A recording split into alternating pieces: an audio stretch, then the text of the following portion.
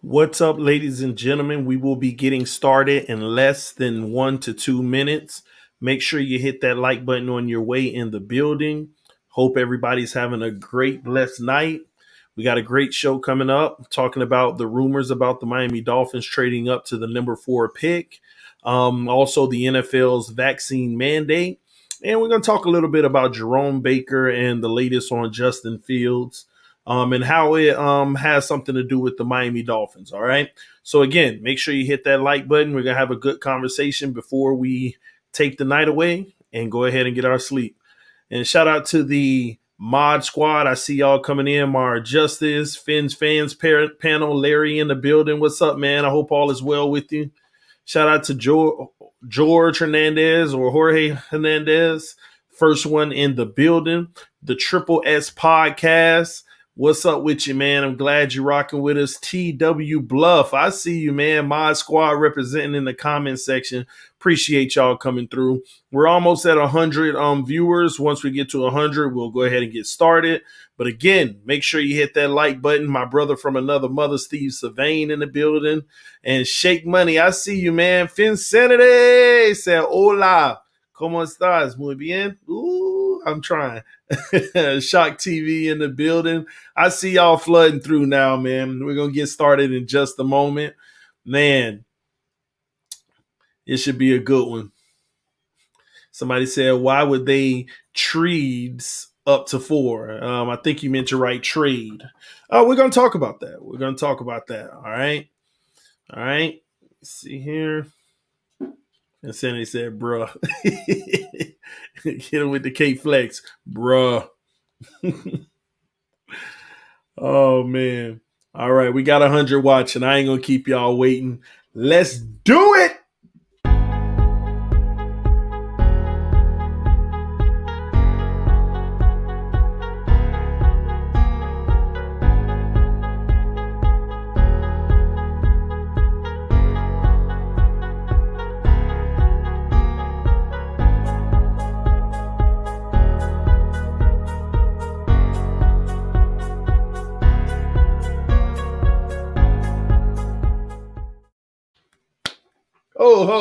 I ain't gonna lie, y'all. I love that intro music, man. It be getting me going, man. I might have to record something over that. But what's up, everybody? I hope y'all having a great night tonight. Man, fins up, man. We need to do that a lot more, man. If you're with me right now when you're up and you're not asleep yet, do me a favor, put it in the comment section. Fins up. We haven't done it in a while because we haven't had a game in a while.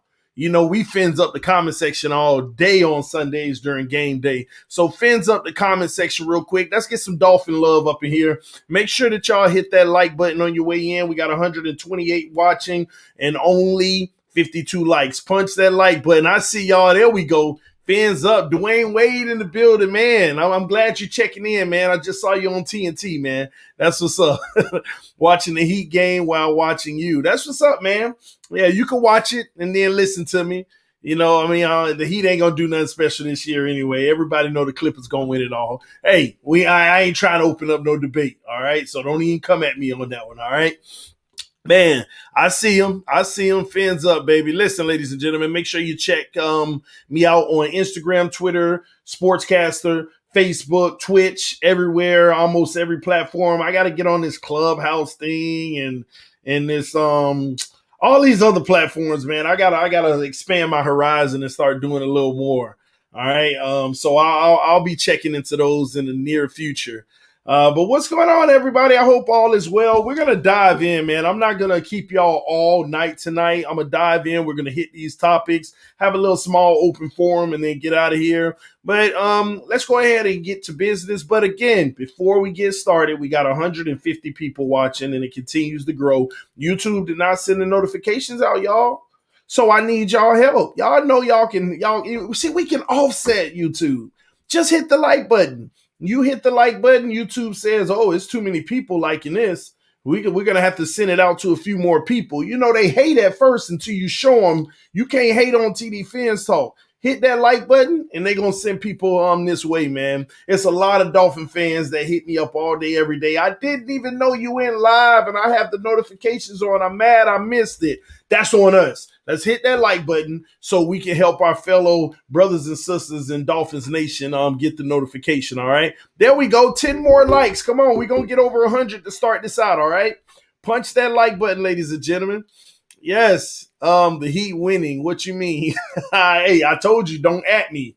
Don't come at me, man. I'm just saying the Heat ain't winning no championship no time soon. So get it straight. All right, we got 100 likes. Let's get it started, ladies and gentlemen. First and foremost, I want to address some rumors that's been going around lately. I've had all kind of people in my DMs and messages hitting me up. TD, what do you think about this whole thing with Dolphins moving up to 4? And blah, blah, blah, blah, blah. Listen, ladies and gentlemen, I'm here to tell you straight up like this. I know a lot of people say, oh, why would we move up to 4? And a lot of people say, no, move out of 6. And a lot of people say, no, stay at 6. The beautiful thing that the Miami Dolphins have working in their favor right now is the simple fact that we can do whatever we want. We can do whatever we want and still profit from the situation. So I'm going to give you the 3 scenarios for the Miami Dolphins and tell you how we profit from all 3. Scenario number 1, we stay at 6. We profit because we are guaranteed to get one of 4 players that we would not sit here and whine about getting. If Panay Sewell is the only one left on the board, we can get him and we'd be happy. If Jamar Chase is the only one left on the board, we'd get him and we'd still be happy. If Pitts is the only one left on the board, we'd get him and we'd still be happy. If Smith is the only one left on the board, we'd get him and we'd be happy. So we're in a position right now that no matter what we do, we'd still be happy. Now, let me give you scenario number 2. If the Miami Dolphins decided to trade out of the 6th pick and move down, say they wanted to go to 7, say they wanted to go to 8, 9, 10, even 13. All right, how would we profit, TD? Because what I try to explain to you all is you have to evaluate this team as a whole. Anytime you can fill a primary position that you want to take care of the future and bring in a potential starter day one, you don't lose, ladies and gentlemen. What does that look like? Say the Miami Dolphins did trade out to 9 or 10. There's a great chance that Micah Parsons could be there at any one of those positions, and the Miami Dolphins would be able to get a player who will be replacing a player who's on an expiring contract in Jerome Baker, and at the same token, pick up additional draft capital for the future. And that can work in so many different scenarios. They can trade out even further and get a pass rusher. They could trade out even further than that and get a guard or another tackle. But no matter what, the position that we're in, what we have to realize is, in so many terms, this pick wasn't even ours. This is like the luxury pick that turned into, it feels like 10 luxury picks. And we're just using them one by one. And here we are with the most valuable one that started at 3, went to 12, and now down to 6. If we moved back out, we'd be picking up more assets of the future and still bringing in a quality starting player for this roster. Now, some people may say, oh, but why would we bring in Michael Parsons for Jerome Baker? Jerome Baker's just fine. And I try to explain to people, it's not about being just fine of a player. This team has to constantly prepare themselves for the future, ladies and gentlemen. Not just the now, but the now and the future, if I'm able to rephrase that. Jerome Baker is on an expiring contract, okay? Let's get that straight right now. He is on the clock. There was a report that came out today per Matt Miller. Matter of fact, I'm going to read it to you all. That way I can give you some insight and you'll see exactly what I'm talking about, because a lot of us, we miss small little detailed news like this, and it makes all the difference in helping you identify what the plans are for the Miami Dolphins. So hopefully this helps some of you all out. Give me a second while I pull it up. Let's see here. All right. Give me a second, guys. Oh, maybe I closed it down. Give me one moment.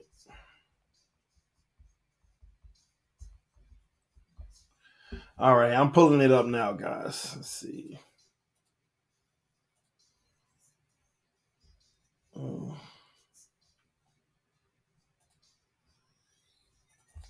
Man, I'm so sorry, y'all. I don't know how I lost the story, but I have it. I just have to pull it up fresh. All right.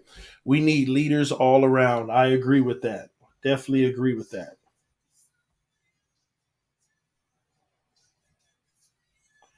All right. Shout out to Derek with the donation. I'm going to read that in just a moment.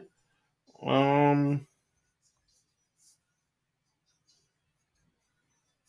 Give me a second.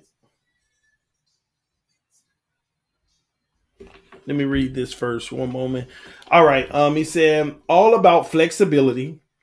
Agree with you. I think we are putting something special together. Don't want to get excited too soon. Haven't even hit draft. I agree with that. It is about the flexibility, and that's what people need to understand. We got another donation by Louise said, TD, we already set. These picks are just cherry on top. Luis, that was actually gonna be one of my closing statements for people to understand. So thank you for writing that because you are 1,000% on point. This team is set, ladies and gentlemen, whether y'all want to recognize it or not. What we're going to do in the draft is literally cherries on top and preparing for the future. But we have some glaring situations that the Miami Dolphins will be dealing with. And y'all bear with me. I got to find this article. See, I had to find this article. Matter of fact, I'm just gonna have to do my best to paraphrase it. Basically, give y'all a summary of what I read. Okay, so in regards to Jerome Baker, here's the deal. The report stated that the agent of not Xavier Howard, but Jerome Baker. The agent of Jerome Baker has already reached out to the Miami Dolphins and have already had a conversation with the Miami Dolphins. Here are the players whose agents have already had conversations with the Miami Dolphins: Mike Gesicki, Jerome Baker, Xavier Howard, and Byron Jones. Why those four? Let me break it down. Jerome Baker on a contract year. They're supposed to be talking about his contract now, and something has to get done before the draft. And I'm going to give you the consequences if they don't. They're talking to the agent now, but they've already gotten all the agent's concerns. But the Miami Dolphins have not given them an answer. These are recent reports. I'm going to find the article and post it so y'all don't think I'm just lying. These are recent reports that the agent has already spoken to the Miami Dolphins, but the Miami Dolphins have declined to give a response on what they're going to do with Jerome Baker at this point. They're listening, hearing what they want, and hearing the concerns, but they have been non-committal and unable to even have open conversations as to reciprocating interaction. So everything is one way with Jerome Baker right now. They're hearing, but they're not telling anything. That's glaring, and we're going to get into that in a moment, especially when Jason Sanders was up for the same situation, but they had a clear back and forth, contract got done. All right. Next, we got Jerome Baker. You have Mike Gesicki. Same exact thing, ladies and gentlemen.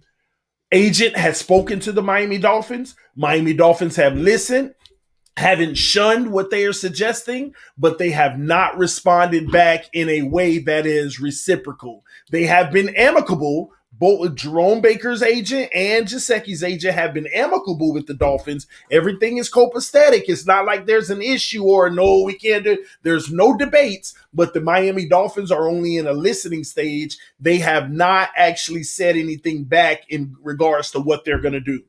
The fourth player, there's actually five players, and I'll give it to you, but the third player, Xavier Howard, his agent has already had conversations with the Miami Dolphins about a restructured deal and or keeping the same deal but restructuring so that they can give a signing bonus and he get more money up front and guaranteed. But the Miami Dolphins have listened and have not reciprocated. They have not come back and reciprocated what they want to do. They've listened and not shunned the agent to say, oh, no, or anything like that. It's all copacetic, but they haven't given any feedback to them yet. All right, the fourth player, Byron Jones. Some of you are like, why Byron Jones? He's under contract with guaranteed money. Why is his agent talking to the Dolphins? Byron Jones's agent is talking to the Dolphins because the Byron Jones's agent has identified that this team only has, as of Monday, a little bit over $8 million. The Miami Dolphins only have right now a little bit over $8 million. And the agent has gone out and basically there's reports saying that the agent said they're not going to be able to pay all their draft picks and try to give X more money, try to renegotiate Baker and Gesicki re-up. They're not going to be able to do that with just $8 million. Something's got to give. And the agent has recognized when he looks at the entire roster, the only contract of significance that can be restructured is Byron Jones's contract. So Byron Jones is going to be with the Dolphins regardless, but his contract is the only one that can be restructured. And the agent wants to know what that restructure will be now rather than later, to where they get into a dispute later on.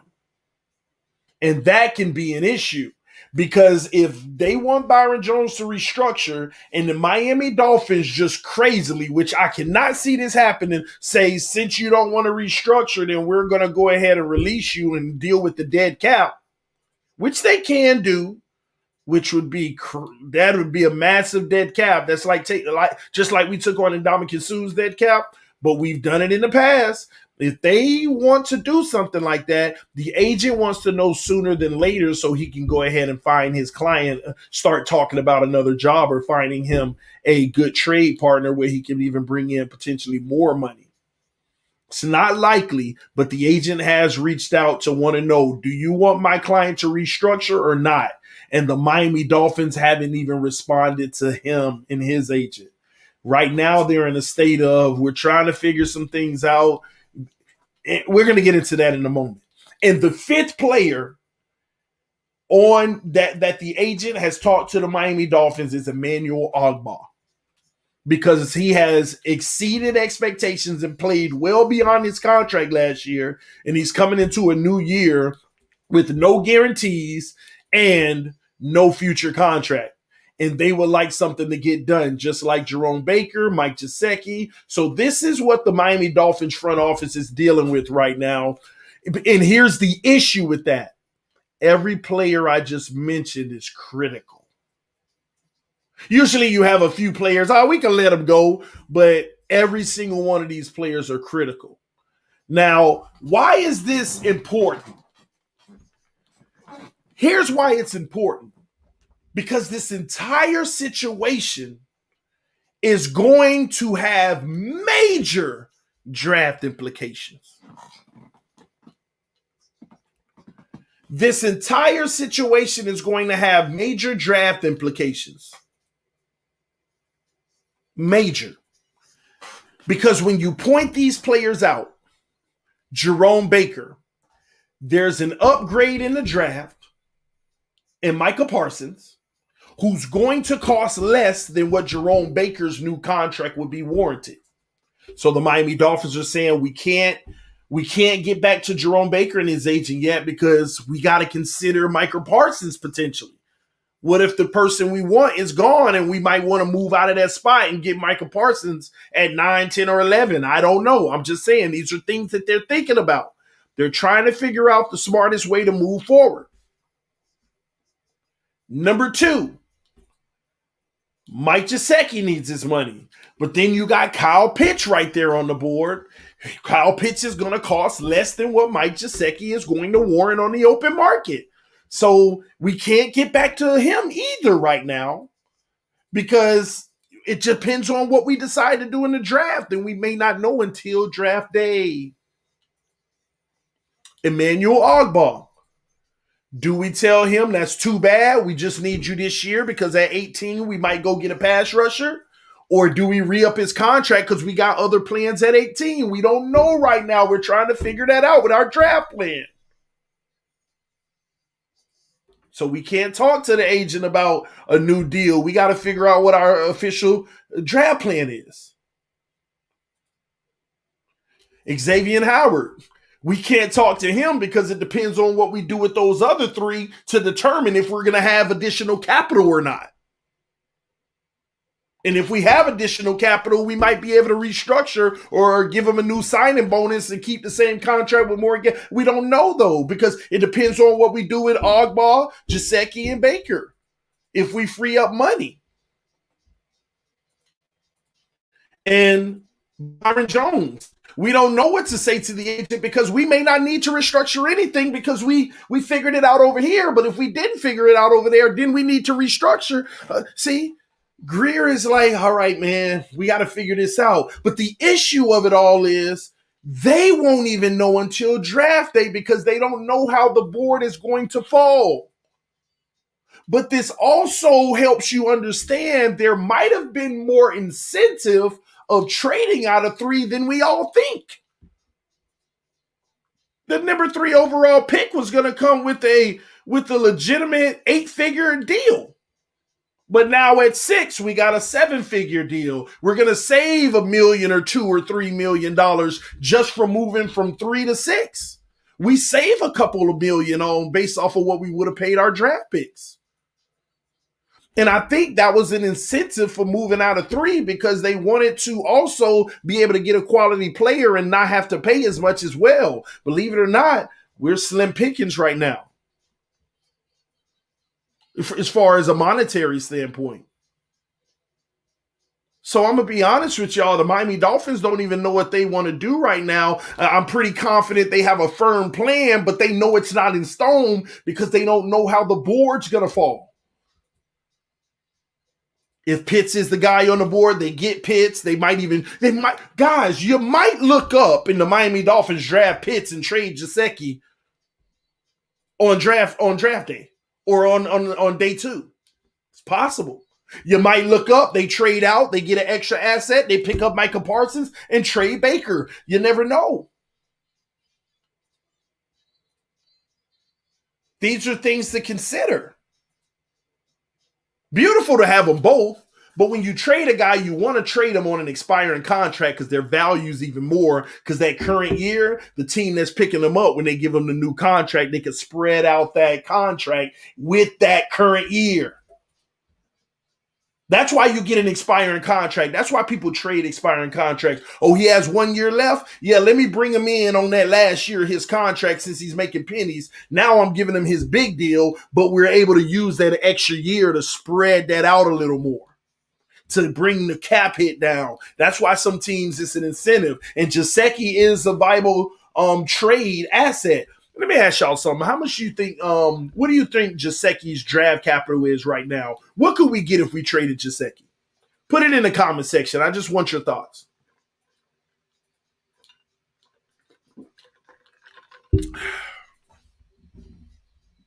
What's your thoughts?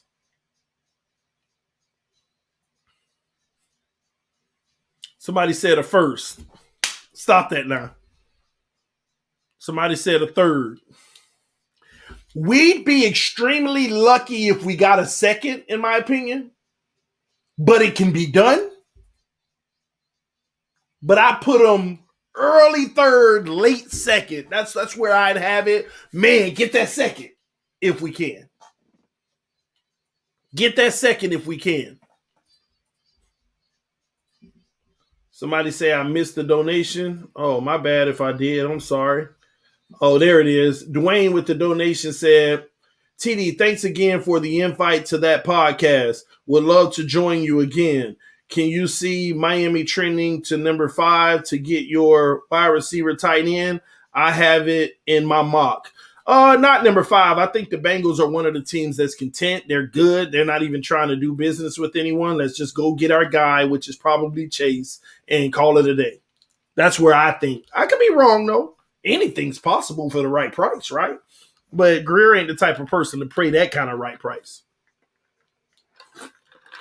But I would say between a second and a third pick for Gesicki. So if they brought Pitts in and it's at a cheaper cap hit of what he's going to get, what Gesicki's going to get in the open market, that's what it's about. And you pick up draft capital at the same token. That's how it works, ladies and gentlemen. So that's why the Miami Dolphins right now are in a peculiar situation where they're like, man, We know what to do, but we gotta wait to see how it all falls. They don't know what's gonna happen on draft day.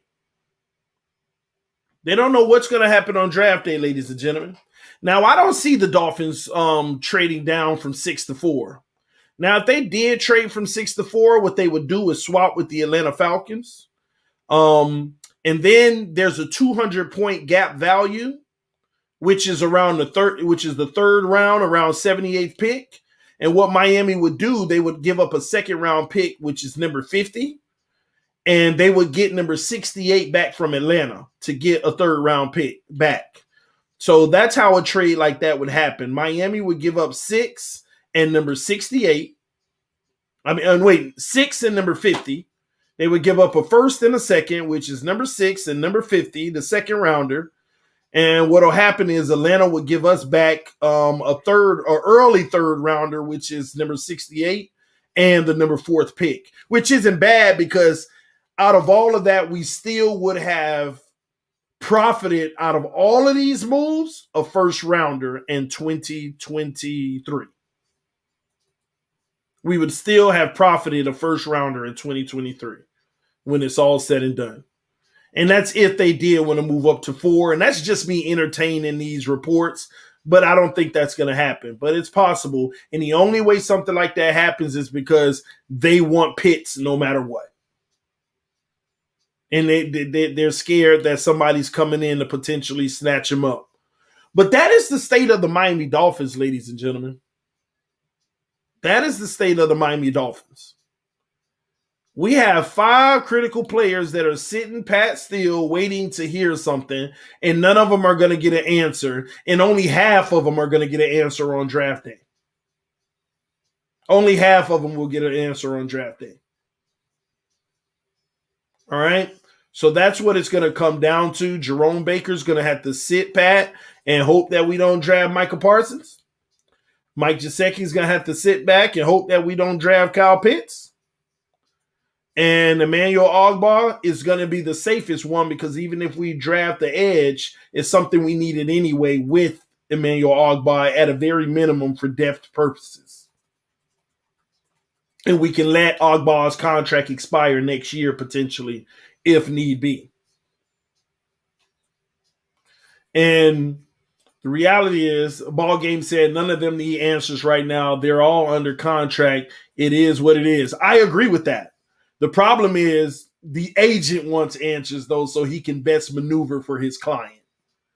They don't need answers, but the agent definitely wants them so he can see how he can negotiate and leverage the situation as best as he can for his clients. Because another thing you have to consider, if they draft Micah Parsons and keep Baker, Baker's value will fall because Michael Parsons is going to eat into his playing time year one. If the Dolphins draft Kyle Pitts, Mike Gesicki's production will suffer and it will decline, which his value will fall because Pitts will eat into that production. So it's a win-win for the Dolphins to a degree, but that's why those agents want to know as soon as possible what are their plans and can their clients get a deal as soon as possible, because they know that if the Miami Dolphins draft another player in the first round at those positions, it is going to devalue their client stock because they're going to be sharing time. And that's where it gets tough. That's where you're losing millions of dollars just from sharing time, if that makes sense, all right? All right, guys, so that's the state of the Miami Dolphins. Keep that in your mind, all right? All right, so we've covered that. Real quick, the NFL vaccine policy, real quick. I'm going to hit that real quick. That's a doozy, y'all. I'm not a huge fan of what the NFL is doing in this regard, and we're going to talk about it in just a moment, because they're basically putting people, giving them an ultimatum. Shout out to Nicholas with the donation, said, what are your thoughts on going after OBJ? I don't think about that. I mean, look at all the receivers we have, bro. Like at some point we got to stop. And then on top of it, we're talking about drafting a receiver or a tight end who can also play the position. The room is filled, ladies and gentlemen, whether we want to acknowledge that or not.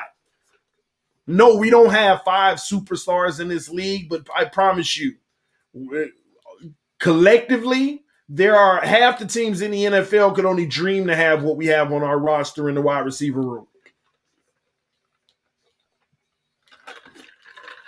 Vontae Parker, Will Fuller. I mean, you could stop right there, and most of the teams in the league would love to have that situation. Then you add all these complimentary players, plus Mike Gesicki. No, I mean, I don't think about OBJ. I don't think about any other receivers. But leave it to the Dolphins. They are the type of team that would bring in another one and yet another one. That's just what they do. They don't stop. They bring in as many. Understand, the Dolphins are going to bring in as many bodies as they possibly can to camp to get a look at individuals because it's just the smart thing to do. So I can't rule it out. But a guy like OBJ is going to warrant significant contract implications to where that's not a move where you're just bringing in to see if he can make the team. That's going to take a cap responsibility that I don't think the Dolphins are even interested in. Okay. Remember, I just said we only got like $8 million. And if you ask me, we probably don't even have enough for our draft picks. So something's going to give one way or another. All right. Aiden Tubbs with the donation said Baker over Parsons. It's not even a question.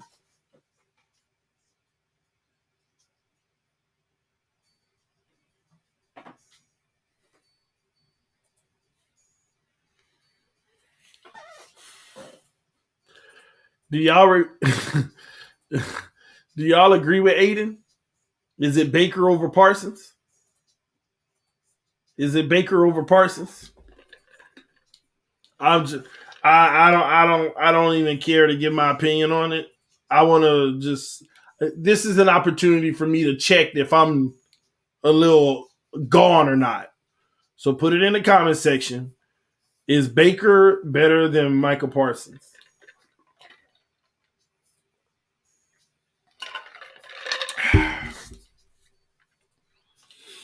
Chat tripping? No. Breathe, TD. It's okay. No. Parsons can't make plays if he gets hit.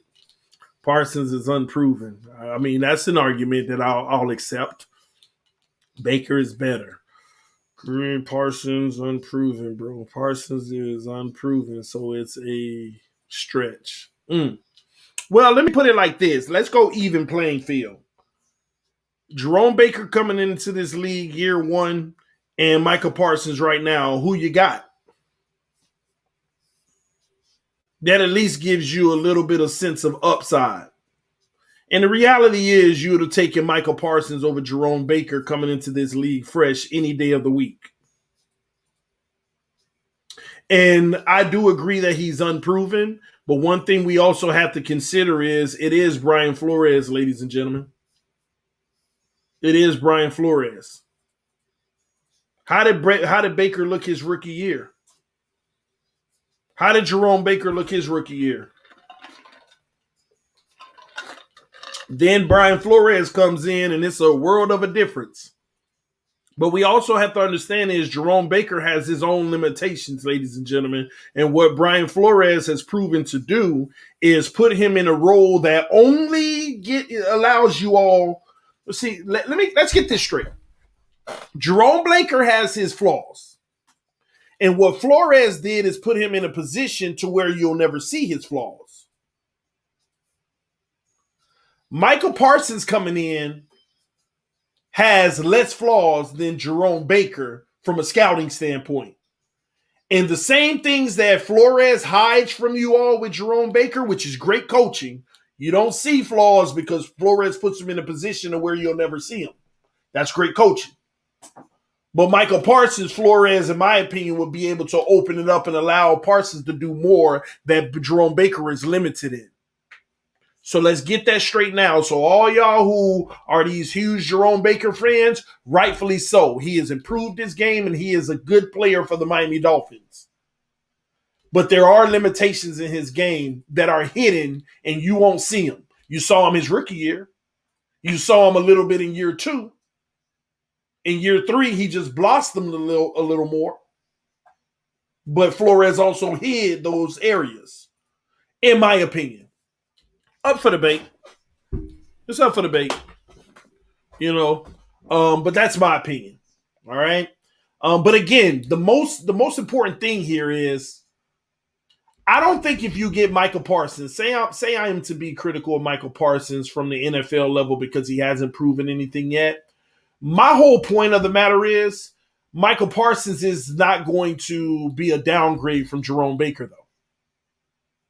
You're not going to have a fall off, but you can hope for an exceeding expectation in what Jerome Baker gives you. And on top of it, he's going to cost less than what Jerome Baker is probably going to be worth on the open market. Younger. And that's what's important.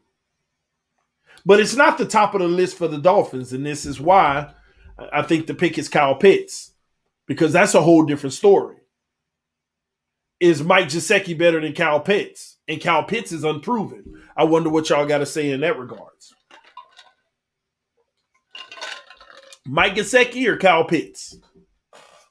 What do you have to say in that regards?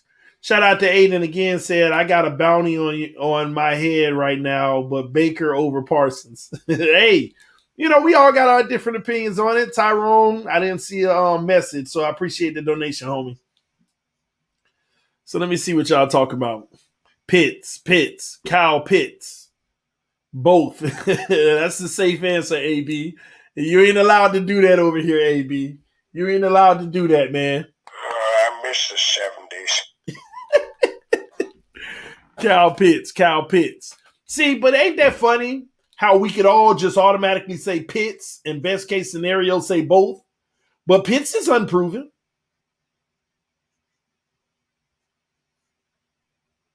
Pitts is unproven too.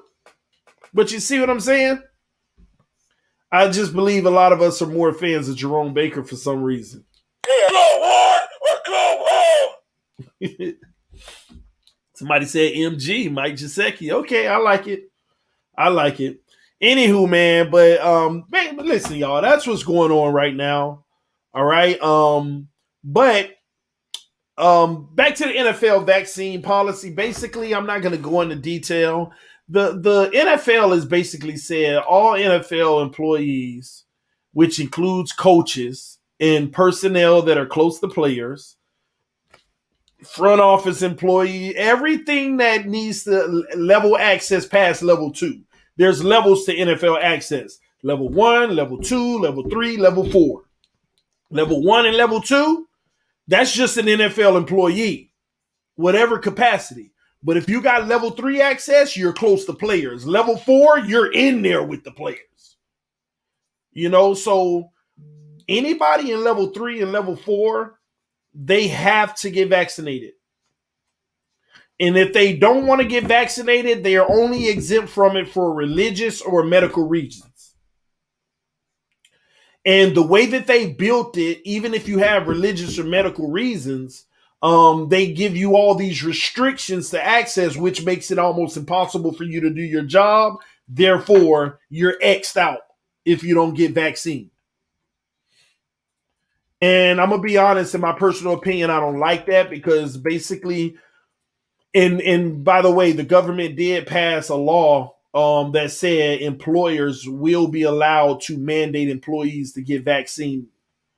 And I don't like that either because some people don't want it. See, I'm not a believer in mandatory vaccines, whether it's good or not for an individual. I think things like that are individuals' decisions based off the history of this country. Sometimes these things come back and cause more harm than good.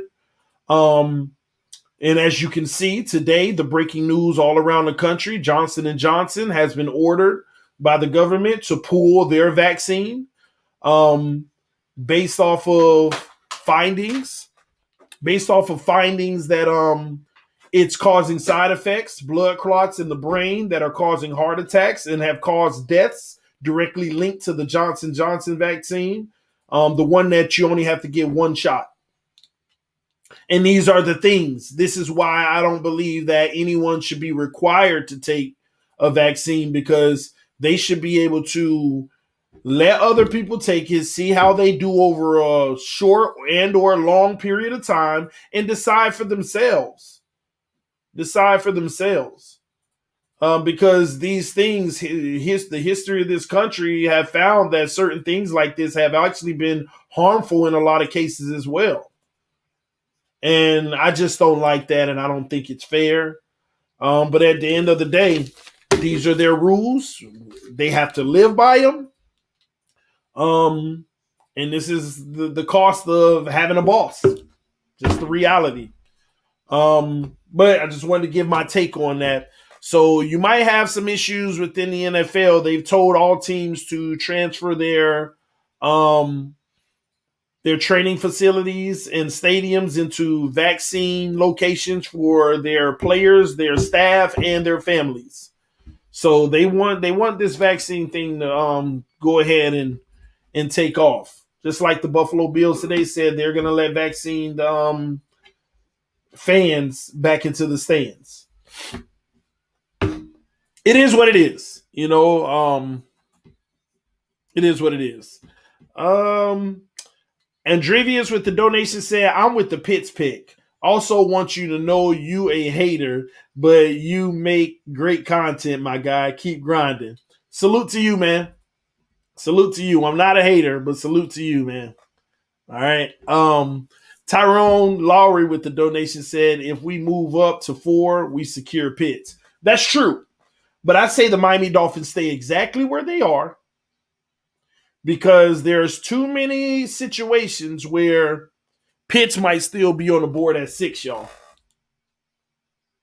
The 4th pick is going to be a quarterback, in my opinion. And let's talk about why real quick. I mean, every day there's more information proven to y'all that the first 4 picks are going to be quarterbacks. I told y'all this 2.5 weeks ago. Everybody kept getting mad at me, but now slowly but surely, people hitting me up in DMs. Bro, I think you were right. The first 4 picks might be quarterback. So the Falcons came out today, and they've decided they are, in fact, going to watch Justin Fields' second pro day tomorrow, along with the Patriots and the 49ers. So the Falcons, the Patriots, and the 49ers have all stated that they will be attending Justin Fields' pro day, sending their top 3 brass members to go see Justin Fields. And I'm going to tell y'all now, it's about to be chaos in round 1. It's about to be chaos in round 1. Why do I say it's about to be chaos? Nobody knows what the Falcons are going to do. The owner said we need to get our quarterback of the future. The general manager is pleading with him, man, we could trade out of the spot and get more assets and still get a quarterback later. They're going through a little civil war in that regards. Now, all of a sudden, they're going to look at Justin Fields, so they're not taking quarterback off of the table, even though they have put the number 4 pick on the trade block. I am telling y'all now, if they got to pick at number 4, it's going to be a quarterback. They are trying to get out of number 4 so they don't take a quarterback. But if they got to pick at 4, it's going to be a quarterback. It's not that hard. It's not that hard to obviously see. And it may not be Justin Fields, but I'm just saying this is where they are right now. This is where they are. And the Patriots are sitting there scratching their head like, man, what do we got to do to get our quarterback? We're going to have to make some kind of move because the Patriots know they got to do it now. They can't just go a whole nother season with Cam Newton with all of them weapons that they got on the roster now and then sit there and say, we'll get it next year. No, the Patriots know they got to do it now because the team that they built at a minimum is going to be 7-9. They're going to be out of the top 10 regardless.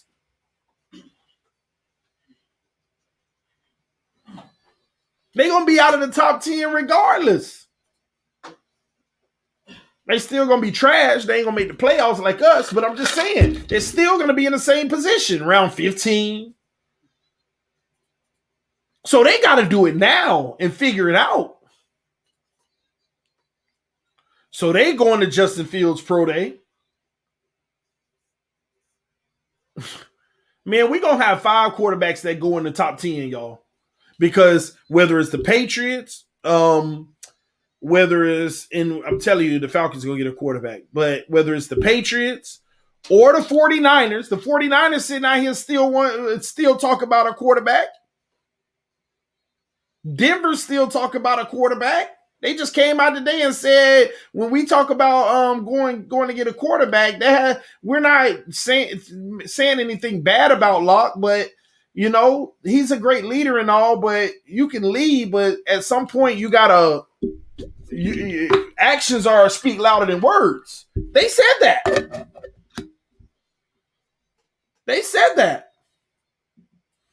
Shout out to Aiden with the donation, said TD Cam comeback player of the year. Chat someone screenshot. Hey man, I can't put that against anyone. You know, I can't put that against anyone. You know, Tannehill was a comeback player of the year, and nobody would have ever believed it except me. I'm just saying. But Patriots got to figure it out. Denver might even need to figure it out now. They're trying to figure out how they can get into a position to get a quarterback. The 49ers, we already know what they did, and now they might want Justin Fields at number 3. But everybody's saying possibly Mac Jones. They don't know. But another team that you cannot forget about, who's been rumored out here, like trying to figure out how can we move up to get one of these guys, is the Washington football team. Ain't nobody talking about them because they draft pick is like number 19 or something. But they're trying to figure out if they want to leverage the farm and give up a few firsts for the next few years and move up. It's about to be chaos. Everybody going to be scrambling to move up. And this is why you cannot write off Chris Greer trading his 6th pick if one of those quarterbacks fall that somebody want, because we're going to get another haul of future picks and still be in the first round this year. And still be in the first round. That's why I love the flexibility that we have. Ryan Fitzpatrick is a bridge in Washington, and they have nothing behind that is that they feel good about the future. It's about to be all kind of chaos. Now, some people are bringing up bringing up a good point. Jerry Jones getting what he wants, what Jerry Jones wants, and that is so true. And that is the only way that I am entertaining a legitimate case for the Miami Dolphins moving up to number 4, and that's only if they know that they want Pitts without a shadow of a doubt. The only way that is possible is if they get word that Dallas has put the offer in with the Atlanta Falcons to move to 4. Because Jerry Jones does get what Jerry Jones wants, and he has not been shy about saying he wants Kyle Pitts. They would love to bring in the next better version of Jason Witten. Better version of Jason Witten.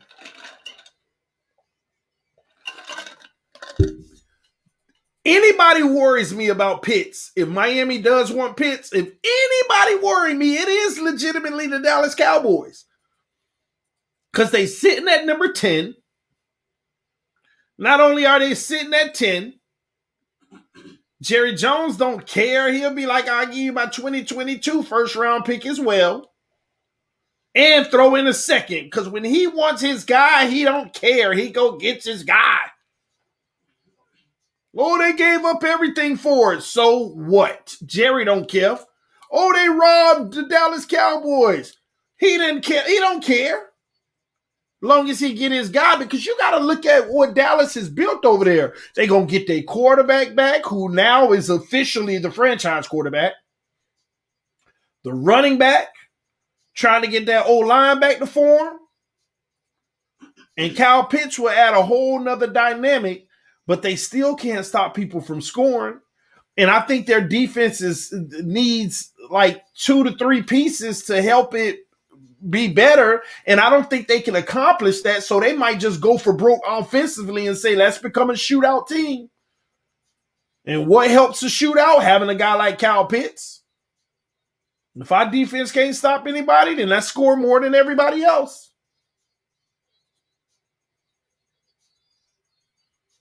I'm just saying.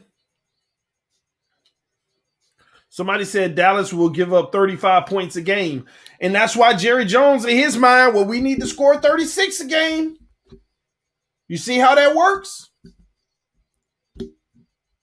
In his mind, I mean, he's so sold on offense at this point, he might just be like, we'll give up 35. Well, let's build an offense that scores 36.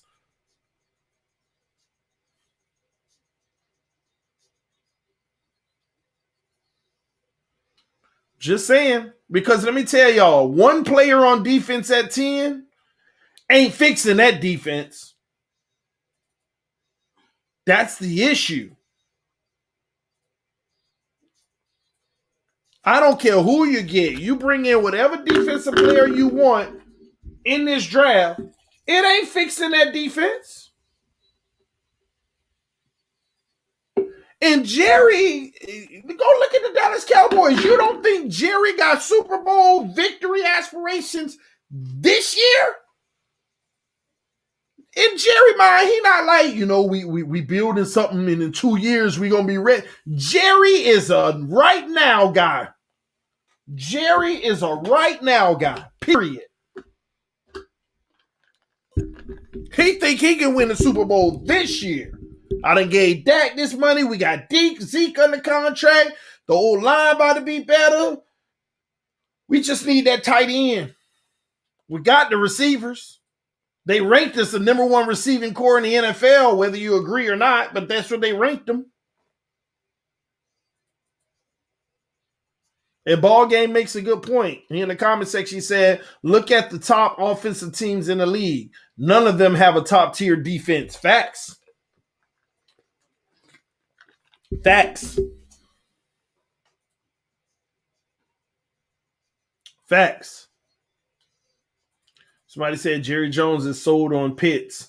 Don't be surprised. Dallas very well might get Pitts. 99% sure of that.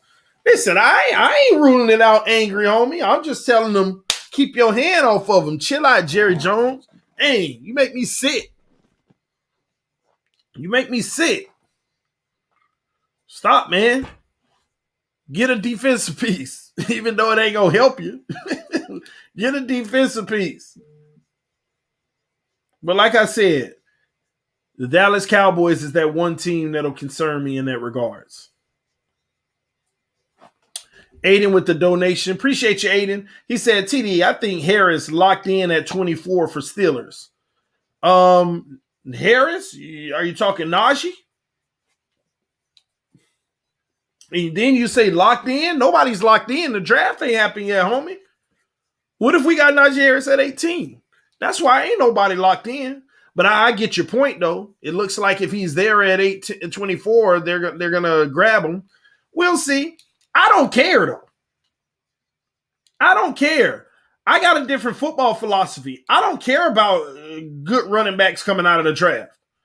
I'm just not a firm believer that a running back matters.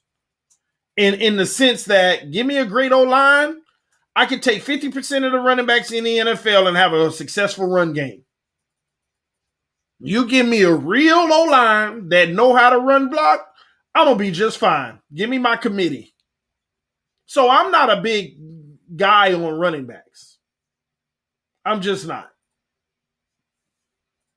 I feel like it's a waste of a draft pick. Yeah, you like a talented guy who can make some plays and make moves, but give me an O-line.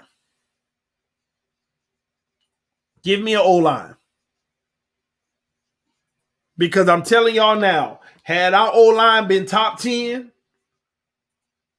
in the last 3 years, everybody would have been getting off even more than they are now. Look at Gaskins putting up these good numbers, but nothing great to make you be like he need to be your primary back. But if a guy's putting up good numbers, imagine if he actually had a great line. He ain't gonna be no Derrick Henry and no Saquon Barkley, but his production is 1,200 yards probably. You never know. With with a great O-line, I could see Gaskins getting 90 yards every week. I could see him getting 90 yards every week. Ending the season, 1,300 yards. Easy. But when are we going to get a good line first before we start judging these running backs? For some reason, it's just amazing to me how we've been judging running backs for so many years, yet they don't have the attributable factor that matters. But Tua Tagovailoa comes in the fray, and see, that's what kills me. When it comes to Tua, everybody know what an attributable is. Well, the receivers are dropping the ball. Well, the O-line wasn't great. Everybody know what an attributable factor is when it comes to Tua. But let it be a wide receiver or a running back, and nobody know what an attributable factor is. No, we need a better running back. Yet they've had a poor run-blocking offensive line.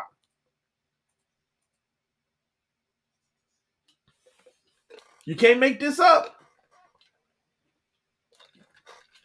Can't make it up. Let's go, boys.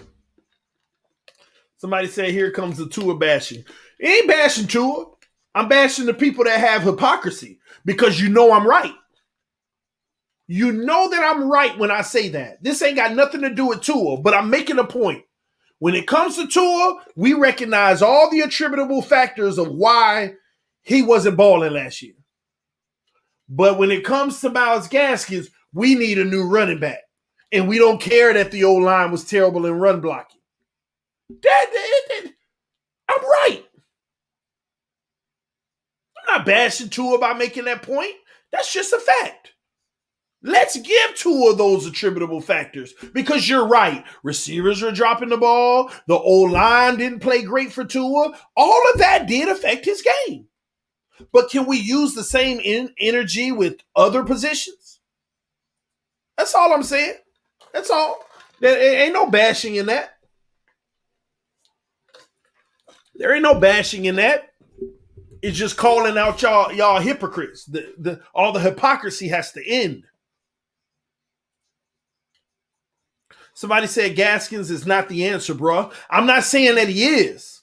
But can we see him with the right situation so we can give a fair evaluation of what he is? And yeah, he may not be the answer, but we can't conclude that with limited information and variables that affect his game. You can't. That's all I'm saying. That's all I'm saying. Too much hypocrisy, man. Too much hypocrisy. Anyway, but that's my take. That's my take on the question that was asked. You can say that about Tua, LOL. You can. That's all I'm trying to say. You can say it both ways, but we're electing not to. Donald said, TD, perhaps you need to break down the attributable for drafting either Pitts, Sewell, or a wide receiver at 6. Okay, I'll break that down real quick, Donald. We've done this before. And hopefully I'm answering your question correctly and I understand what you're saying. So the attributable for drafting either Pitts, Sewell, or a wide receiver at 6. Well, we ain't seen them play to know the attributables around them yet, but the attributable about what these guys will bring to the table, the pros and the cons, and this is why we're going to come up with Pitts being the best answer. So let's start at the bottom here. Wide receiver is the least likely between Pitts, Sewell, or a wide receiver. Why? We already got a full wide receiver room that's capable of making plays and getting the job done. Okay? We already got a room. Could we add another speedster that'll help? You never can have enough, and you could always add more and more talent, but we already have a loaded room. Outside of a guy taking the top off, which that's what Will Fuller was brought in to do, what benefit is there to have yet another wide receiver? Well, TD, we need a guy to take the top off. Will Fuller. We need a 50-50 guy, Devontae Parker and Preston Williams. We need a guy coming across the middle, Albert Wilson. And a whole bunch of complimentary guys behind that they're developing. Kirk Merritt, Perry. I mean, I could go on for days with the wide receiver room we got. So when we say what's the benefit, the only benefit is just bringing another piece of talent in. And nothing's wrong with that, ladies and gentlemen. Let me be clear. But when we talk about priorities and most important, it doesn't stack up. Now, moving right along, Penei Sewell. What's the attributables? What would be the benefit of bringing in Penei Sewell? It's greater than wide receiver because we still have a lot of unanswered questions on the O-line. And when those guys get in camp and Penei Sewell balls out, he's easily going to take whatever position they put him in. But that's going to give more flexibility because now you'd have a right tackle who owns his spot, a left tackle who owns his spot, and now you got a whole bunch of talented guys that can fight out those guard positions. That brings more flexibility in a room that isn't full. One guy goes down and you're kind of scratching your head as to we got a replacement, but it ain't like we're ecstatic about it. So we need the depth on the O-line. And when I say the depth, Sewell wouldn't be depth. He'd be a starter kicking good talent into the depth role or upgrading interior positions. That's more important from a priority standpoint than the wide receiver position. And that's just a fact. The wide receiver position is a luxury. An additional old lineman who is day one starter ready potentially is necessary. And if we don't get them, we can be okay in our growth progressions, but we can make that room better. Wide receiver, we're good. But the O-line, we can definitely upgrade the room. We can definitely bring in more pieces to the room to make us feel comfortable about whenever all the smoke clears, who won what position, we feel better about.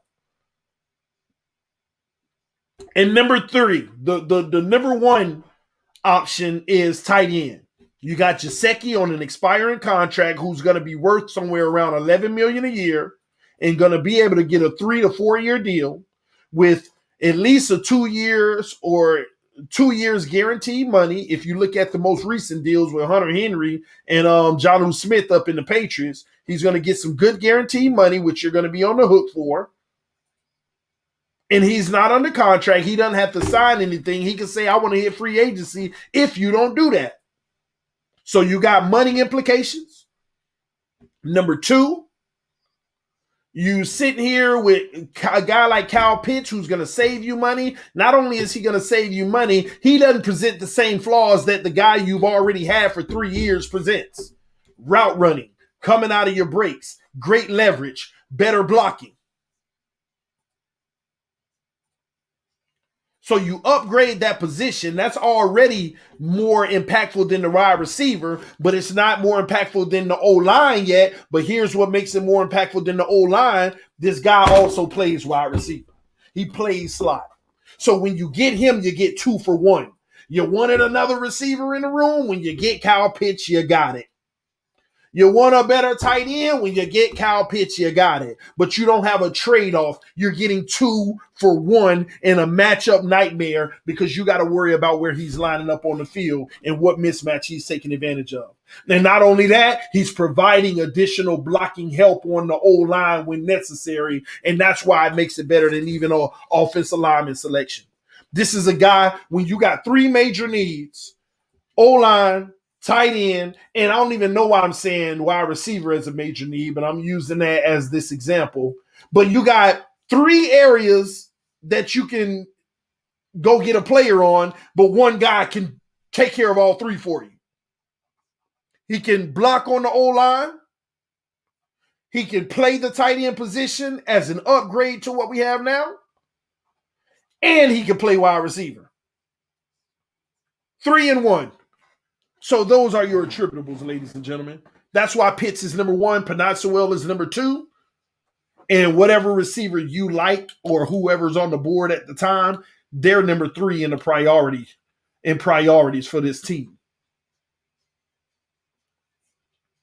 But we'll see how it all falls. And I can't explain it any better than that. It's just common sense. It's just common sense, man. Shout out to the homie Triple S podcast with the donation, man. It changed color on us. That's a big donation. He said, I'm with you on the value of a wide receiver at 6 being lower, but let's not forget that there's added value because we'd be getting younger and cheaper. Plus, Vontae Wilson and Fuller deals are coming to an end. First of all, the Vontae's deal isn't. Fuller, that's fine. That's why they gave him a prove-it deal. I get your take on that. But none of it matters because Pitts plays the position. None of it matters because Kyle Pitts plays the position. He plays the position, y'all. There's no argument that can be made of why you would take a wide receiver over tight end because Kyle Pitts plays wide receiver.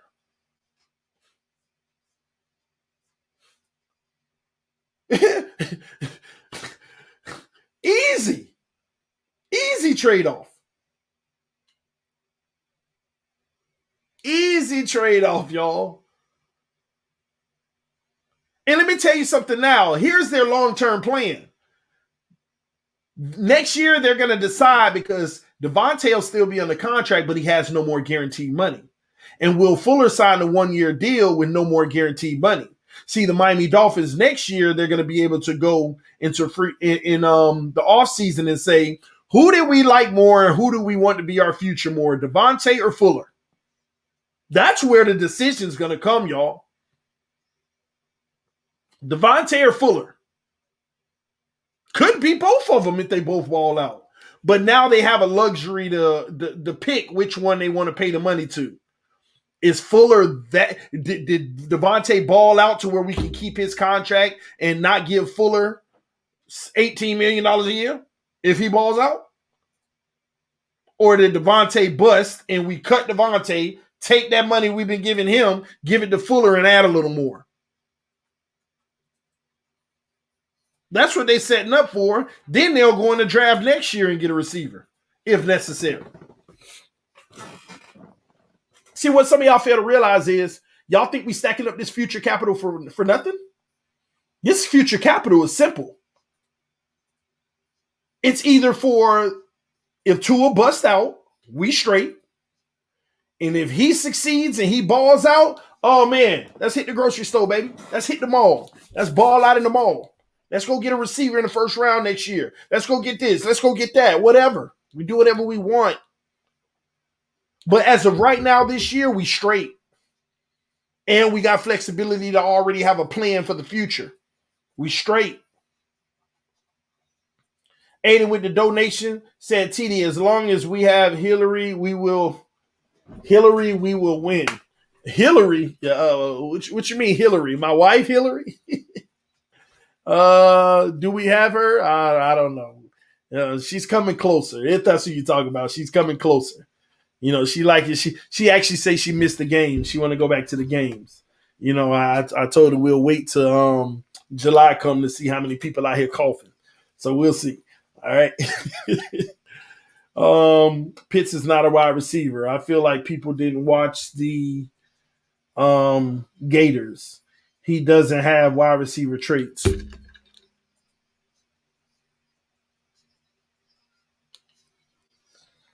We know Pitts isn't a wide receiver. But you can line Pitts on the outside and allow him to play the position. And I watch the Gators. I like the Gators. It's my second best college team. It's all about the U, and I watch the Gators. Anytime you need to line him out up on the outside with a mismatch, he takes advantage of it. 50-50 balls, comeback routes, all of that. Now, if you talk about that guy who takes the top off and trying to be the guy to stretch the field, nobody ever said that. But that's why you brought in Will Fuller. That's exactly why you brought in Will Fuller. And you know the most important player who's on the clock this year, if he makes it out of camp? There's one person who has to make that huge leap this year for the Miami Dolphins to say, we're going to invest in him long term. There is one guy, and that's Preston Williams. That is Preston Williams. This is his shot. If he get hurt or don't show up this year, that's it for him. We expected him to overachieve. He has the traits, but let's be honest, we haven't got it put all together by him yet. We see the traits, we see the flashes, but he got to stay healthy and be able to put a successful, holistic season together, and this is his chance right here. This is it. This is it.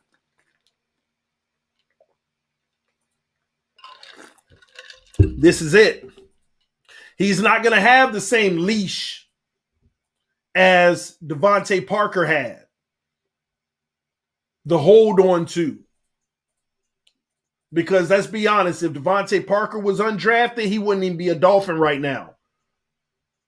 But they had invested the draft capital in Devontae, so he was given every bit of an opportunity.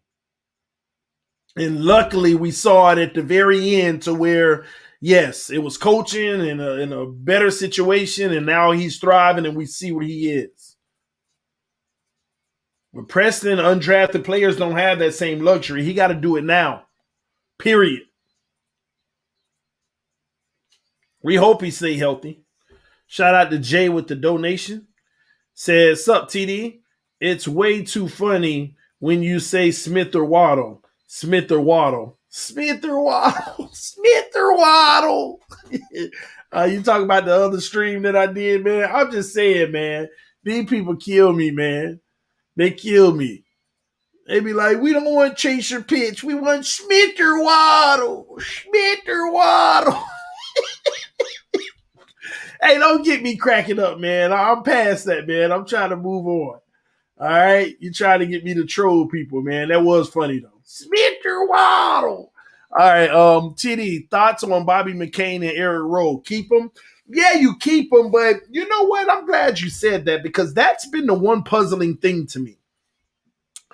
I've been staying away from the safety position because I love that we took two players and made them guys who fit the bill. They taking care of business. We're good at the safety position. We got Brandon Jones, and he makes an impact on the game in more ways than people think. I see his hustle on the field, his never give up mentality. It's just, we don't talk about safety because we feel good about the guys we got back there, but do we have a long-term plan? I haven't really dove in and know we don't outside of Brandon Jones. And the reason why it's so indecisive because I'm starting to believe the reports that they might push Needham out to safety to get some reps and or even Noah potentially. I'm not sure. I'm not sure what the outlook is going to be in that regards. I'm really not sure. But we feel good about Bobby and Rowe. They played some great football last year. It's just a matter of I get in my long-term cap, and I don't know what the plan is because I got to see what they do this year. Are they really going to move Needham and give him reps back there? Or are they really going to move Noah and give him reps? I just don't know. So I'm just sitting back saying we're straight for now, but we'll see. We're straight for now, but we'll see. We'll see. We'll see. All right. EM said you better keep rolling. I'm with it. I'm just saying these guys don't have long contracts that last forever. So a lot of people like next year we got to hold it. Like I just told y'all. Like I want y'all to think about that. These are expiring contracts. Guys that in the next 365 days could have a whole new deal. See, somebody said this earlier, and I kind of ignored the comment because I knew I was going to get to this subject. And here we are, finding our way to it. Yeah, TD, we got all those guys, but the salary cap goes up next year. But hold on. We can talk about the salary cap going up next year all you want. Let's do some math, ladies and gentlemen. Let's hypothetically say the NFL is blessed and the salary cap goes up 30 million. 210. We've made it to 210 million. Mike Gesicki making like $1 million a year, and he's going to be moving up.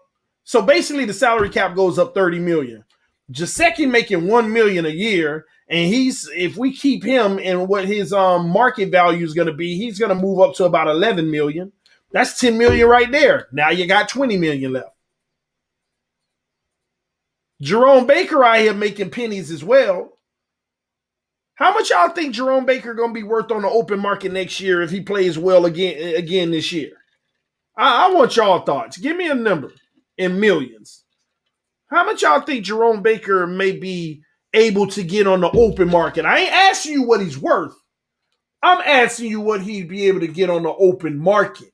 He hits free agency, which is always higher than a player's worth.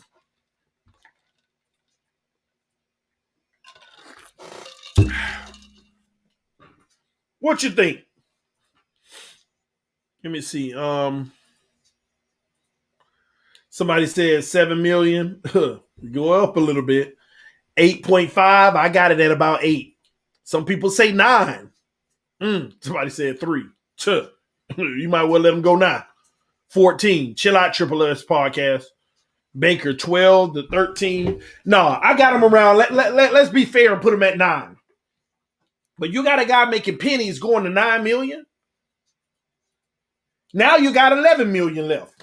Okay, you got $11 million left from the salary cap going up. You're going to retain Ogba? Think about what Ogba did last year and if he duplicates that this year. So, well, first of all, do some of y'all even know what Ogba's making this year? Come on, trivia time. How much money is Ogba's contract? Do you remember? Do you remember? Let me verify. Because it was a 2-year deal, 1 year guaranteed. Ogba, 2-year, $15 million deal, 7.5 each. And he has 7.5 guaranteed. So there's no guarantees this year. If Ogba plays like that again, he's going to be looking for a 3-year deal. And how much you think that 3-year deal going to be worth? Don't put your numbers together. A guy who out here playing good football at the edge, let's say he get double-digit sacks. How much do you think he going to get on a 3-year deal? I love you, the interaction. Let's be interactive. We talk about a three-year deal. How much money you think he going to get? 3-year deal. If you look at these pass rushers right now and what they're getting, I believe Ogba is going to bring in about a 3-year, $40 million deal. That's just a quick guess. It's going to be like a 3-year, $40 million. And we got $11 million left. 3-year, $40 million. You know what that equates to? That's $13.3 million a year. You already over the new cap just from them 3 players. And we ain't talk about no Xavier Howard money. And then next year, you're going to have to talk to Eric Rowe about his money. Next year, you're going to have to talk to Bobby McCain about his money. Next year, you're going to have to talk to them rookies that you signed 3 years ago. You see how that work, y'all? You see how that works? Somebody said 40 million. Hell no. You see, this is what you're missing. I ain't talking about what the Dolphins are going to pay him. I'm talking about what he can get in the open market. And that's the point. This is why you can't keep them all. This is why even if the salary cap went up, see, when it go up, y'all going to think it went up. We need to keep our players. This is why you can't. This is why you got to go get Kyle Pitts and save $5 million a year and have a 5th-year option and move on from Gesicki. Or this is why you trade out and hope that Michael Parsons is there at 10 or something like that and move on from Jerome Baker. Or this is why you go and get your pass rusher to develop behind Ogba this year and replace him the year after that. This is why you have to do that. This is why.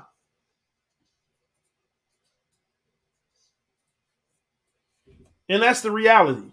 And not to mention, what if Will Fuller puts up a Pro Bowl year? What if Will Fuller puts up a Pro Bowl year and you want to retain his services? That little 1-year deal is going to be doubled in free agency. How much he getting? A little 10, 11 million or something like that? Sure, he going to let him have a Pro Bowl year. He going to hit the market and be getting paid 18, 19 million a year. That's why Will Fuller took the 1-year deal.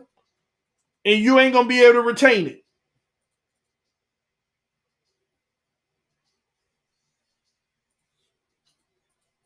That's the whole point, y'all. Not to mention, isn't Christian Wilkins going to be talking contract next summer? Am I wrong? This is going to be Christian Wilkins' third year. Am I wrong? Yeah, this is going to be his third year now.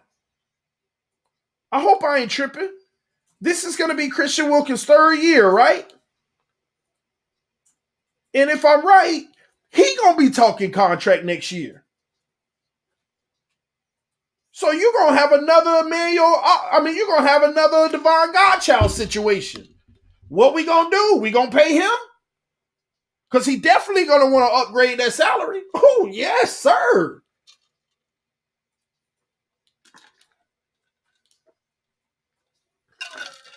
Yes, sir.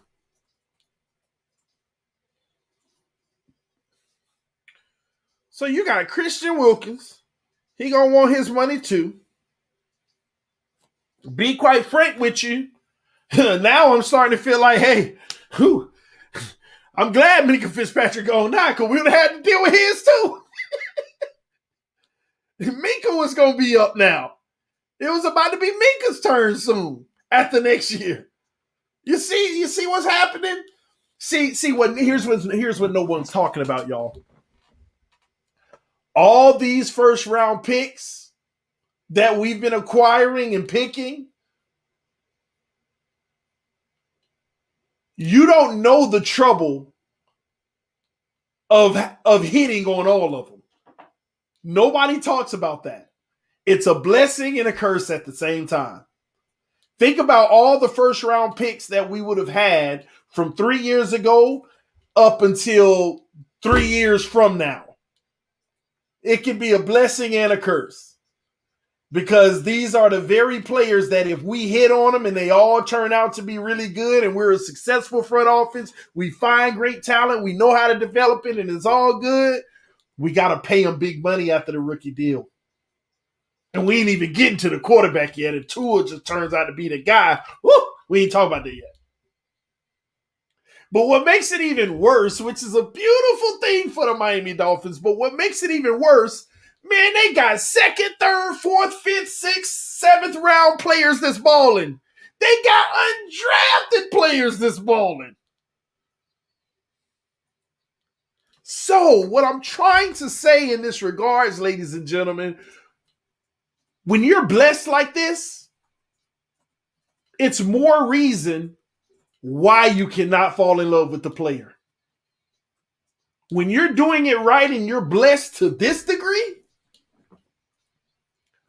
get ready to rotate old players out and new players in all the time.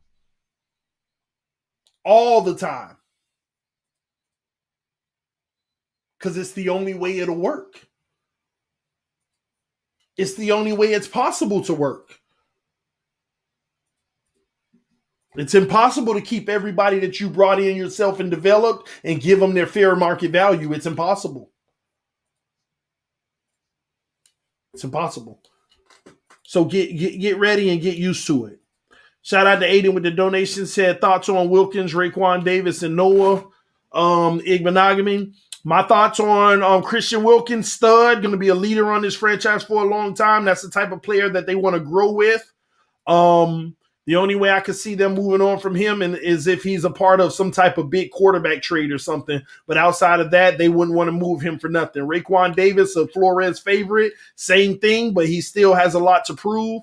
But he is looked at as one of those guys that you love to have to be the future. Noah Igbenogany struggled last year, according to the coaches and his teammates. Second part of the year, he was looking a lot better, especially in practice. We don't know until we see what it transforms into on the field this season. So we shall see what that turns out to be. That's my thoughts on those guys. All right. Man, I was reading a comment that I couldn't get back to that Donald wrote earlier.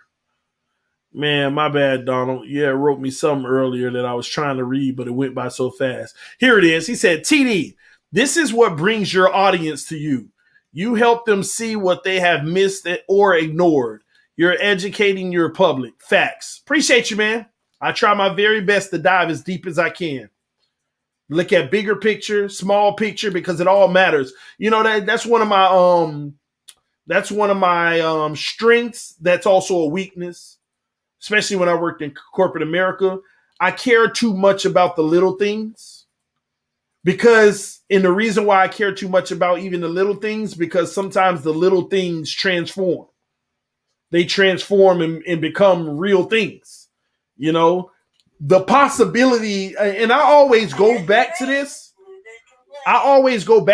Because it's just so revelatory in my time doing TD Fans Talk. I always go back to the Laremy Tunsil trade. The scenario of him getting traded was so small, but when you put all the little pieces together, it made you say it could very well happen. And I went live and talked about all the little reasons why it could very well happen. And everybody went crazy on me, man. They killed me. And it happened. It happened. We had a lot of people unsubscribe to the channel just from the thought of me saying that the Miami Dolphins might trade Laremy Tunsil, that I don't know football worth nothing. And they traded him. And this channel is to give you all the possibilities, and it doesn't mean they will happen. That's why I always say, even with Tua Tagovailoa, he can end up being the greatest of all time, but don't discount the fact that he can end up busting out. And that's why I say, well, we have to prepare for if he's successful, and we also have to have a contingency just in case he isn't. I keep it even keel, ladies and gentlemen. I'm not going to rave for one guy over another or anything like that. I support every player, but I'm very critical of every player as well. Especially our quarterback, given of what we've been through with the inability to find a franchise quarterback for the last 20 some odd years. It's what it's about, man. Miami isn't getting Pitts, so stop. We maybe we not, Tyler. You might be right. But why do I have to stop? Because if we do, I'm not going to hear from you. If we do get Pitts, you're going to be like, I can't believe we got Pitts. But you're not going to say, TD, I told you we wouldn't and you needed to stop. I'm sorry. You're not going to say that. And I'll need your apology. But that's my point. All right? TD, imagine after all this capital talk, we still trade for Deshaun Watson. Smith Waddle. Oh, man. Hey, it's possible. I'm going to tell you now, I'm not ruling it out at all. I'm letting that whole thing play out because I can tell you now there's 5 to 10 GMs in the NFL that's sitting there letting it play out, seeing how it ends. Because they had, if I'm not mistaken, 1 or 2 of the individuals drop their case today. Soon as the judge ordered last Friday, because Deshaun Watson and his lawyer finally got their first victory. According to Deshaun Watson and his lawyer, the opposing lawyer is just trying to smear Deshaun Watson in the public before any trial even happens so that he can get public opinion on their side automatically. That's according to them. But it was very interesting to me at this point. He was being accused for the last few months and didn't know who was accusing him. A lot of y'all may not even know that. For the last month or so, when this all first started, all these accusations, and Deshaun Watson's lawyer didn't even know who was accusing him. They've asked for the names of everybody so that they can see if they're valid or not, and they haven't gotten a single name. So they filed a motion with the court, and they had their first victory. The judge ordered that all of the people that are accusing him name themselves. And the judge ordered it to be so. And as soon as he ordered it to be so, now you have some of the women dropping their suit. I don't know if y'all know that, but a few of the women just dropped their suit tonight. So we're going to let it play out. Time will tell. I don't know what happened. I wasn't there, but it is amazing to me how many people are so easily already making a man guilty. That's interesting to me. It doesn't matter if it's true or not. Since these women came out and said it happened, he's automatically guilty. That's very interesting to me. Very interesting. Yeah, but come on, TD. 22 women, he had to have done it. I don't know that whatsoever. Time will tell. We shall see. We shall see. Somebody said maybe some hush money. No, it's already a civil suit that was filed. So he already they already had asked for money and he declined it. So it wasn't no hush money given to have anybody drop any suits. But it's funny how in today's world you're guilty until proven innocent versus the other way around. And I'm gonna tell y'all now. Some of y'all feel like, oh, he did it, bro. And deep down inside, I don't know what happened, but I can see a situation where he has an addiction and he's hitting women up and telling them, it is what it is. I want you. And they're saying, okay, cool. Here's your price. He's paying. They're having fun. And now that it's all hitting the fan, they can't lose by coming out saying, yeah, I've been sexually assaulted too. Yep, me too. Yep, I have too. And I'm not saying that that's what happened, but that could very well be the situation. He has an addiction that he needs to work on that isn't healthy, but it's not illegal. And now people are jumping on and saying, yep, me too. Because when I hear some of the reports saying, yeah, when I came out, he was laying on a bitch naked. So yeah, that's harassment. I haven't heard a single person yet say, oh, he took me and he forced me this, and I ain't heard none of that stuff. So time will tell. We'll see. And if he did do some horrific things like force women beyond their will, that's just disgusting. And he has to pay for that. He has to pay for that. But I don't know either way. So I can't sit here and say yes or no. But it is amazing to me how many people already have him guilty. And I just keep wondering why. Why? No criminal filings. Houston Police Department once again come out and say they found nothing from a criminal standpoint with Deshaun Watson. But yet, and some people really hate this man, and I don't know why, because they say things, oh, I hope they throw him under the jail. Why? It ain't even no criminal filings. So it's interesting to me. It's interesting. Very interesting. But no matter what, I hope he gets help, because obviously there is a addiction or issue that he does have in one way or another, and I hope he gets help with that. And these women, I hope they find peace. If they're a victim of what they claim, I hope that they find peace, and I hope that they get justice. And if it's not what it seems, I just hope that this all clears itself out at the end of the day. But the sad thing about this, you'll never know who's telling the truth and who's lying. That's the whole point of this whole situation. It's he say, she say. You will never know what really happened. You will never know. That's the tough part about this. There will be no evidence in this whole situation. There won't be this secret video of look at him forcing. There won't be this secret video of look at him not forcing. You won't have no evidence. This is going to go down at the end of the day of a he say, she say, because there has been no evidence, and that's why there's no criminal charges. And even if they didn't press charges, the Houston Police Department has already reached out to them asking for information, because any allegation they want to investigate to see if they want to press, the district attorney wants to press charges, and they haven't seen anything.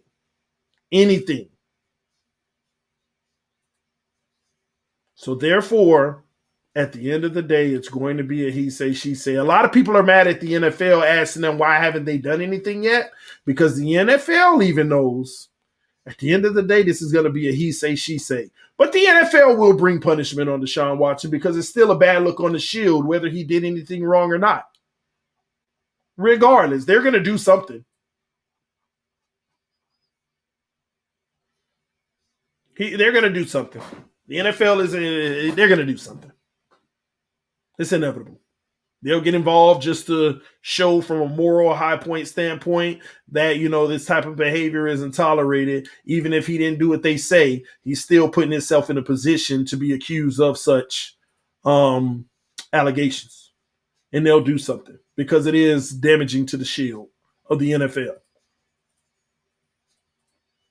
The NFL is still going to bring the hammer down on him regardless. And when we say hammer, they're not going to go as hard as people think. Remember Ben Roethlisberger? They gave him a sentence and cut it down all the way.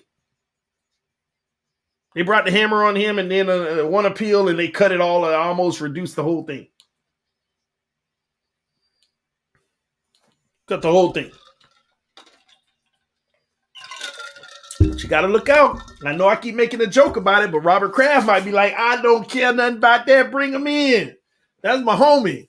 We get this Super Bowl, we can go to a few parlors together. Oh, Robert Kraft. Man, cracks me up. All right, Donald said, TD, do you think the Fins address the zero tech D lineman in this draft, or postpone since they signed defensive tackle John Jenkins? What say you? I think that they postpone because they use John Jenkins as Raekwon Davis continues to get better and better, and they find out if he can be a true guy. But that still doesn't stop them from going in the 4th, 5th, or 6th round and still getting a guy to see what they can do with them. It still doesn't stop them. Miguel Rodriguez says TD still wants Watson. Absolutely. Why wouldn't I, Miguel? Is there any reason out here that tells me that I shouldn't want him? Now, remember, I just said that I'm not a guilty till proven innocent guy. I'm an innocent till proven guilty guy. So why wouldn't I still want him? Absolutely. Come on, man. We done upgraded almost every position on this roster with depth on top of it. And what, we're immune and exempt of the quarterback position as well? Come on. If we get the tight end, our offense will be nice. League better. Watch out. I agree, Timmy. Well, we'll see, man. It's going to be a fun draft, though. I hope y'all ready for it. It's going to be a really fun draft this year. By the way, y'all hit that like button, man. We've had over 450 people at one point in here, but we only got 258 likes. Let's make sure we punch that like button, all right? Donald said, keep in mind, after Roethlisberger, the Ray Rice incident followed the NFL ain't been playing. NFL ain't been playing. Good discussions tonight. Fins up. Yeah, I agree with that. But at the same token, all the incidents where the NFL hasn't been playing, there have been tangible proof and a conviction and or charges filed. We got to get to that point.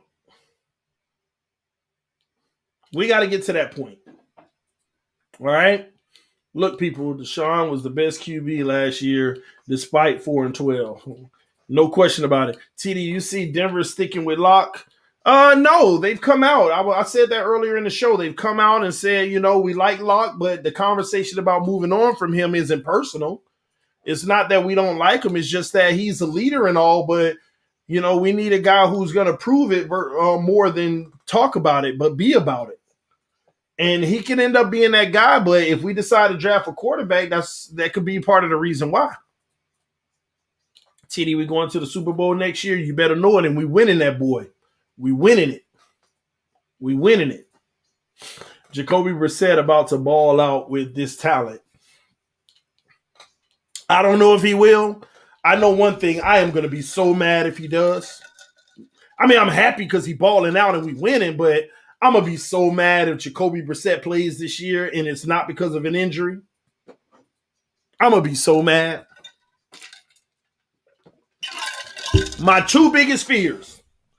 Jacoby Brissett comes in games because Tua struggles. That's the first fear. I'm going to be like, oh, now we moving on. Because I done already went on the record. If Tua gets replaced even one game, no. Let me be fair. He can get replaced as long as it's early in the season. I'm going to give him a little wiggle room.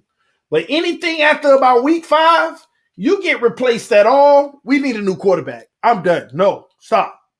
Stop, y'all. Fear number 2. Tua gets hurt. It don't get worse than that, y'all. It don't get worse than Flores and Greer believing in him and then he get hurt again. And then we use more draft capital on regular stuff. And we stick it with him for the next year and we still don't know if he the guy. Ain't nothing worse than that. Ain't nothing worse than that. Ain't nothing worse than that. It can get even worse. Tua starts the season. He's not playing exceptional, but you could tell that it's a little better than last year. Okay, we're making improvement. He gets hurt. Oh, no. Oh, no. Don't give me the quarterback that looked a little better but still hasn't arrived and then he out for the season. Oh, no. Oh, knock on wood. No injuries. But that would be, that would hurt me so bad. Because that means they're going to have to go a whole nother year, even though they don't know. Even though they don't know if he the guy. Oh.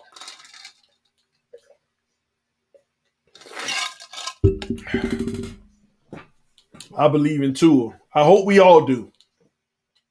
We'll see. Somebody said at 07 all over again, I was just about to bring up Tannehill.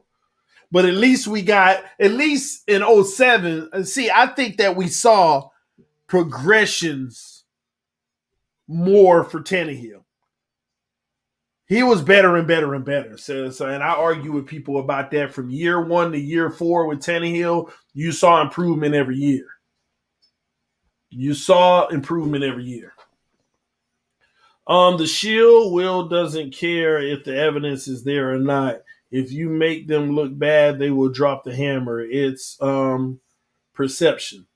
Yeah, I agree, but trust me, they've never really dealt with it post-Roethlisberger era with the top quarterback in the league. See, here's what I don't like about corporations, the NFL included in all corporations. They evaluate every situation. Everybody is not treated equally, ladies and gentlemen. They evaluate every situation different.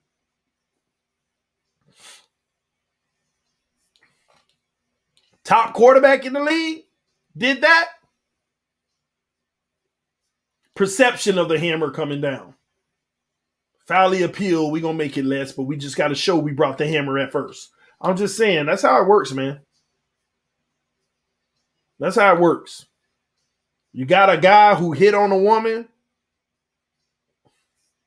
See, I ain't going to get into all this. The league is just confusing to me sometimes. You have one guy hit on a woman, they want to suspend him for the season and stuff. And talk so bad about him, which they should. Nobody should be putting their hands on women or anybody. But then you got a guy who killed somebody, right? Just say they snapped, and you don't hear much about it at all. They brush that under the rug.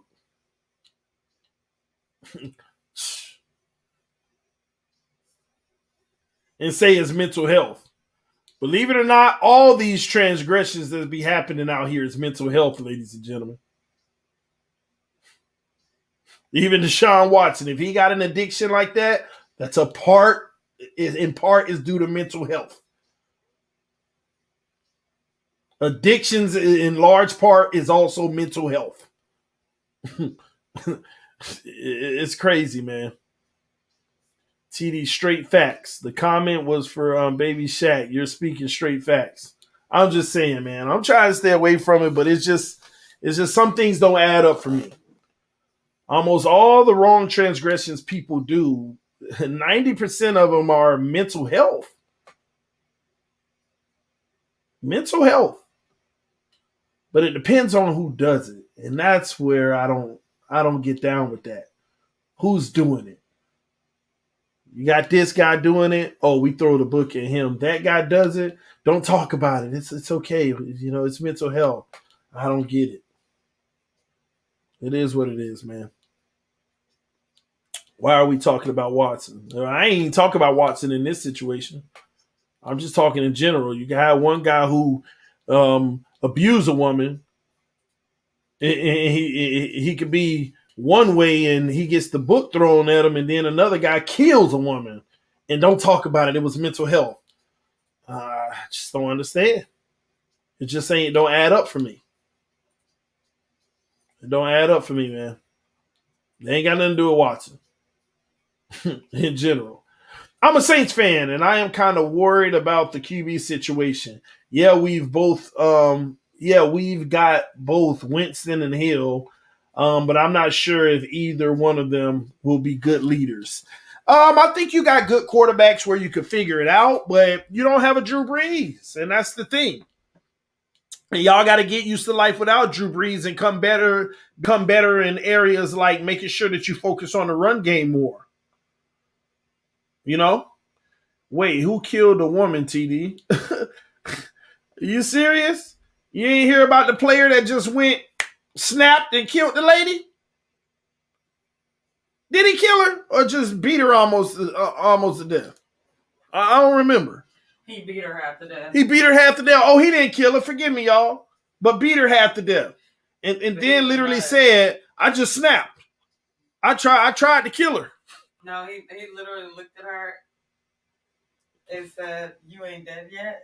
Yeah. That's what he said to the police, right? I looked at he looked at her. He looked at her and said, "You ain't dead yet." He had a maniac episode. Yeah, and they said it was a maniac episode. Mental health.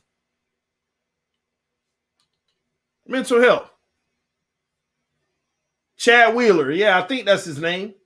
That just happened recently, man. Where y'all been? Like a month ago.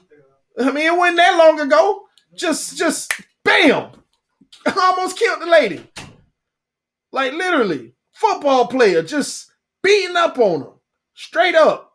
And asked her, "You ain't dead yet?" Oh, but I know why you like, who almost did that, TD? I know why you're saying that, because you ain't hear about it, did you? You ain't hear about an NFL player for the Seattle Seahawks almost beat this girl to death and said he had a maniac episode. He just snapped and asked her, "You ain't dead yet." You ain't heard about that. You ain't hear about that. That's what I mean by the hypocrisy. Why wouldn't you have heard about something so gruesome like that? Why? That's what I'm trying to figure out. And I ain't playing no race card, but this is a Caucasian male who beat up on a lady, but nobody's talking about it. But then when oh my gosh. Come on, man. Come on.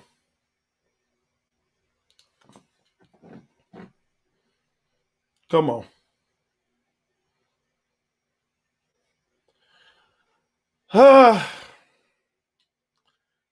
He's Oh, I came in here at a bad time. No, you didn't come in at a bad time, Ingraven. I'm about to get out of here actually and go spend the rest of the night with my wife, man. I just realized it was 12:22 a.m. in the morning. We just been kicking it, man. We done talked about our subjects of the night and we've been kicking it for a little bit. But I just got on this whole the hypocrisy in the NFL. Like some things just aren't even. It's just not right. Something's wrong here. Something's wrong. Something's wrong. Something is wrong. Anywho, love y'all. I love y'all. I love y'all so much. This is TDPHINSTALK, home of the real Miami Dolphin fans. Again, punch that like button on your way out of here. Time for me to go pray with the wife and enjoy the rest of our night. Wake up in the morning and get back at it. Get back to living life like God intended us to. Love y'all. Appreciate y'all. Fins up. Shout out to the homie Engraven Vids in the building. If you love all NFL news, you got to check the homie out. He is the best at it, y'all. Y'all make sure y'all go see him. Chef Jew in the house, man. Love you, bro. EM, I see you, homie. Everybody, Finsanity, I see you. Last name, Bird One. All the mod squad, everybody. Love y'all, love y'all, love y'all. Let's get 10 more likes before we get out of here. Come on, y'all. Punch that like button.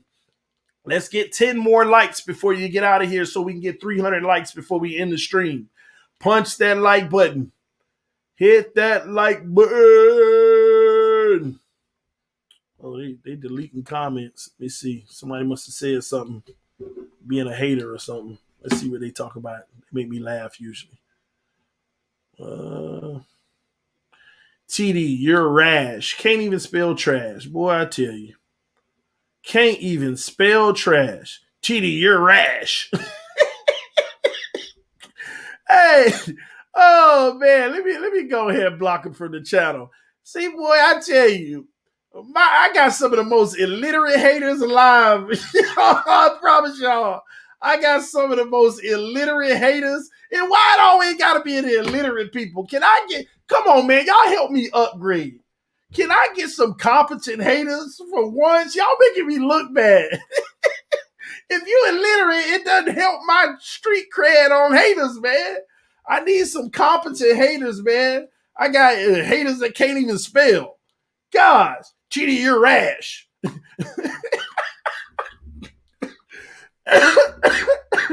Oh, man.